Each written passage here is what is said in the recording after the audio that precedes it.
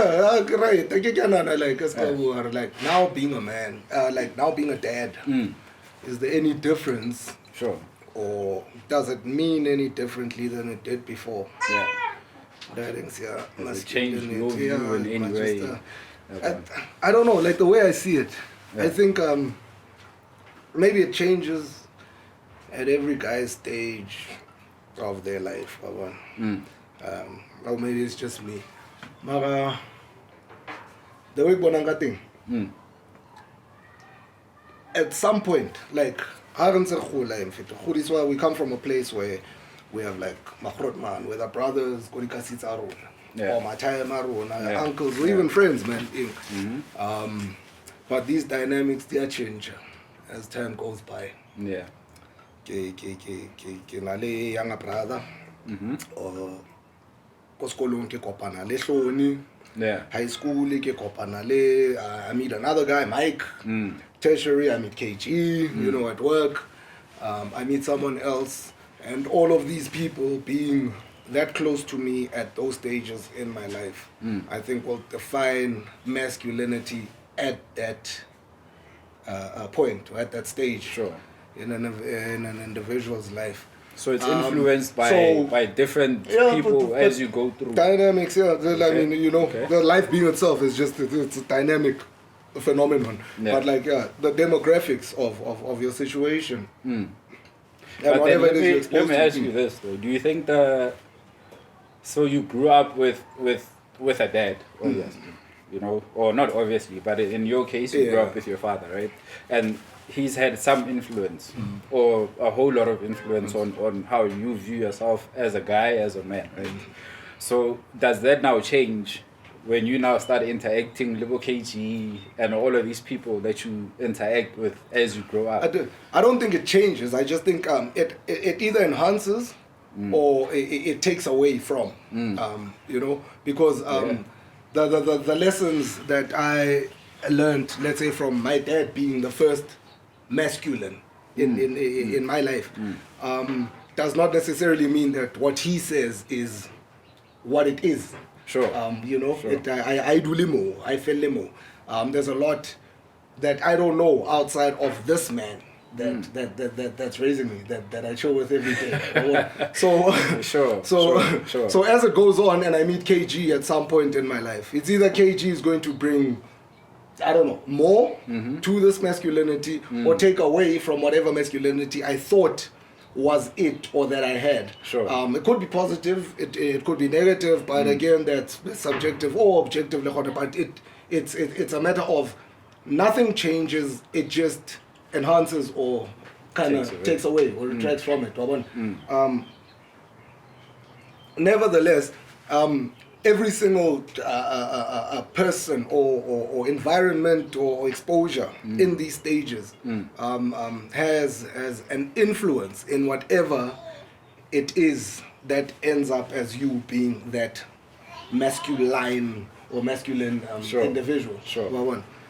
There's gonna come a point in your life as a man, okay, this is what I need, this is what I have, this is what I'm aspiring towards or for, but I'm content. Sure. I'm fine. Sure. Now, at that point, everything that's played a role to create that person who's at that point is what I define masculinity as. Sure.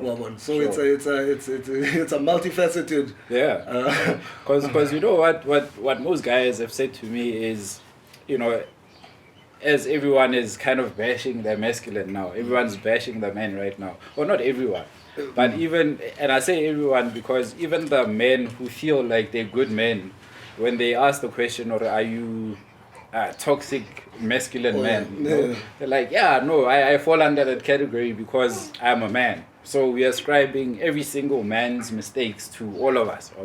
So I'm owning Tato's, I'm owning Tshiamo's mistakes as me because I'm a man. But in some ways I also feel like, but I never did anything bad.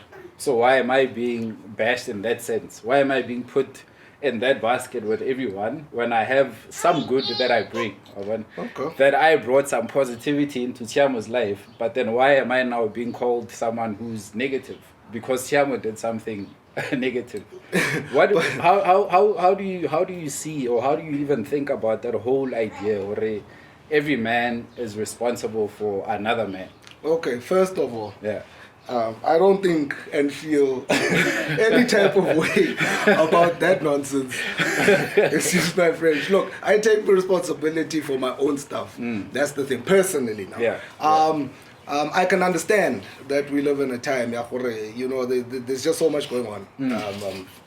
Men are trash, yes, guys, kidnap, rape, human trafficking, all sorts of things.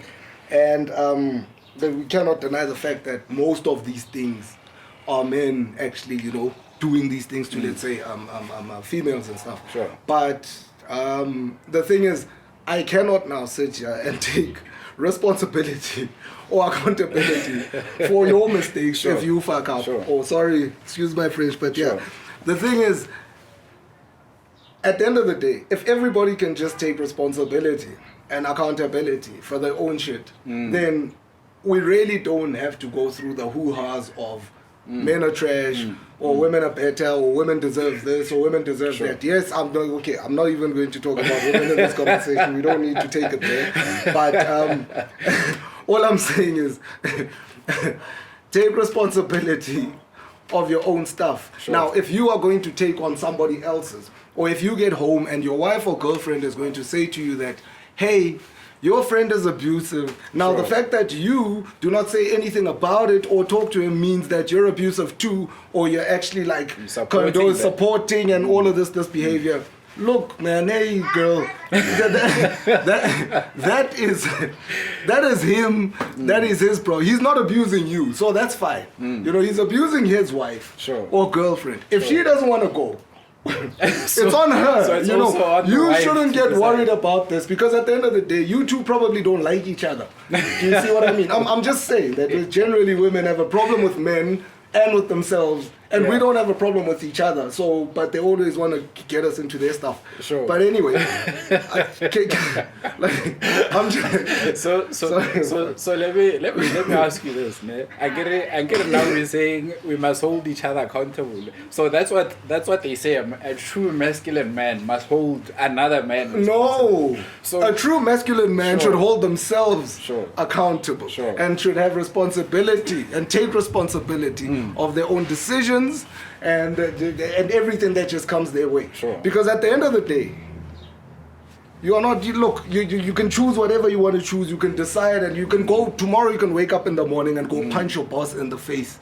But what comes after that is something that you should accept and take responsibility of as a man, that look, I'm going to take responsibility for the screw up I did yesterday by punching this guy in the face. It's not my fault, it's not Tato's fault, it's not Michael's fault, it's your fault for hitting him. But when you did it, you made that decision. Do you see what I mean? Now, I can't sit as a guy at home and be like, you know, as guys, we should stop punching our bosses in the face. It doesn't make sense. I didn't punch this guy in the face. KG punched him in the face. So why is it that I should now sit down and feel bad and take responsibility and listen to all of this noise about how trashy my gender is and then take it personally? I'm sorry, it's something I cannot do. Because my masculinity and the masculinity, is defined by me and the choices and decisions that I make. Do you see what I mean? It's something I want to pass on to the kid that I just recently had and stuff. But look, he's going to grow up to make his own decisions. He could grow up and so much on him. You know, whatever this masculinity is what I can give to him. Any other sort of masculinity he's going to get from his grandparents, the friends at school, you know, all walks of life. The dude might just decide to become feminine. You never know. I don't. I mean, there is that aspect. Exactly. We can't write it off. Right? Exactly. And I'm not gonna now punch him in the face, and then it's back to, hey, men are trash, punching fairy sons in the face. Like it's not gonna work. That's where it's gonna go. You know. So let me ask you this then. Now you just had you had a son, man. That's very special. And congrats as always. Thanks, mate. And he's almost a year now. you know. So That's you've little had a very interesting experience, man. Very unique. I think every father, every husband, every man, when this kind of situation happens, and shout out to you for taking responsibility, man, because that's another thing that this whole toxic masculinity has been ascribed to, right? That we don't take care of the kids that we bring into the world, you know. But how is the kid changed your perspective, man, on who you are right now, you know, and how you see your influence on others? Man, I mean, I've always been an anxious, kind of edgy person, you know. Sure. He just took me dialed down all the way to zero. And I don't say this because of how I feel. Yeah, I do feel that way, but I mean, I think opinions and judgment of character should always be taken from other people instead of actually telling yourself a certain thing. If people don't actually say something, then you're probably lying to yourself. So it seems that I've actually changed. It seems like she's had that sort of influence for me to actually tone down. I don't think it's taken away from my masculinity. I just think it's just enhanced it. You stepped into I've just stepped into a position where I need to look at somebody else now. It's like looking at me from a POV now. It's a point of view where it's always been inward. Now I can actually see the elephant, you know. And it's difficult at times because you see the stubbornness. You see certain things that you're like, hey, if I did this, I'd kill myself. I can't exactly kill this guy, you know, because he's me. He's me, I'm him. In another sense, it's a thing of I look again at some of the people I grew up with that have kids, especially sons. And it kind of makes sense what they used to say when I didn't have a child. And now that I do, okay, you know, sometimes when you talk from a place of, or a situation that you're not in, then shut up, like you do not understand, like you do not know, you have no idea. So maybe don't have an opinion if you've never experienced it or you're not in it. Man, you know? That's wild, man. So the other thing is, and I love it, man. That's actually a very interesting angle to say. You have to be in that position to fully grasp the experience and everything that comes with it. So now, man, you've actually been called to lead, dog. You're a leader now, man, because now you're leading not just your son, but you're also leading your women. Yeah. Don't let her hear you say that. And it's an interesting one, Ori. How does now that leadership aspect come out? Now that you guys, and your women have a son now, it's not just you two now. Now there's now this life that we need to both lead. You know what? Yeah. No, man, but she's amazing, man. Like, so I can't complain about anything. I mean, like any other couple or whatever, we have our tiffs and stuff. She's a woman, so that should explain everything. But yeah, she's great. I just appreciate the fact that I don't have somebody who's just on your ass and nags all the time. That's my thing. That's just like it's because a partnership. Because all it is to me is if I'm peaceful, then I can do things, so I can try to get like things done and stuff, you know. So it's changed into our relationship. Obviously, the dynamics. There's this one to consider. So dates are not the same. Sex is not the same. You know, just like I don't know, watching TV, certain things are not the same because I'll say wrestling and she'll say no, violent for the child. But it's I mean, it comes with the, but it's fun. That's the thing. You know, it's fun. But a trashy man will say, okay, you watch fucking Cinderella, I'm gonna go to the boys thing.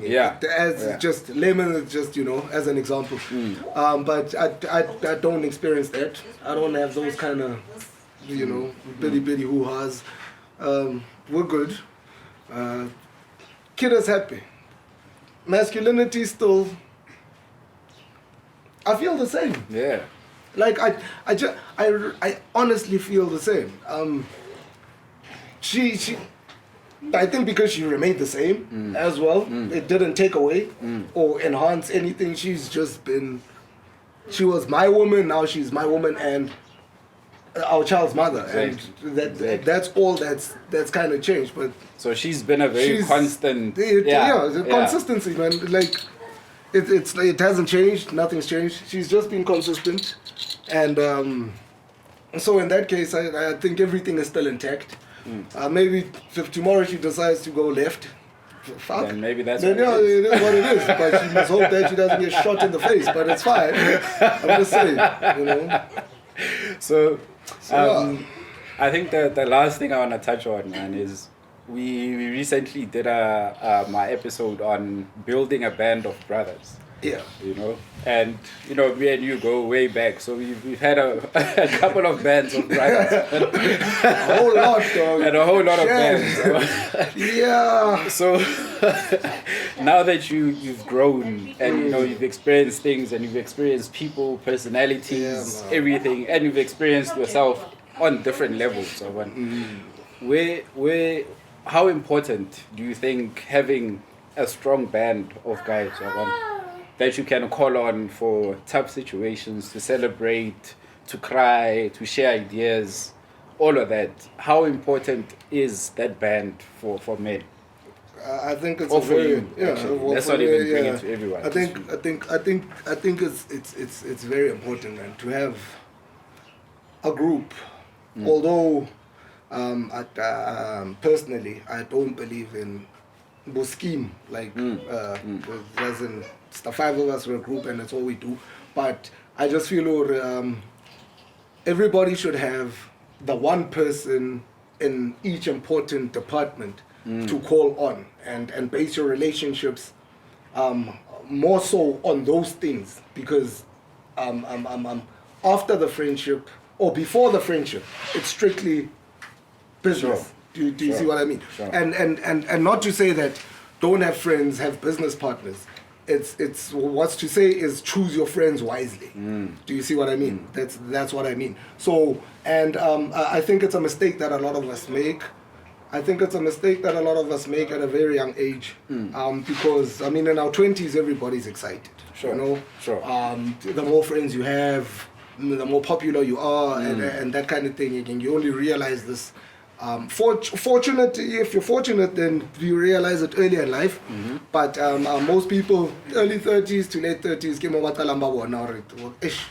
maybe that's whole gang. It's not a good idea, you know. But I think it's really important to, as you grow from these 20s, you kind of identify the people that you're actually going to need in the long run.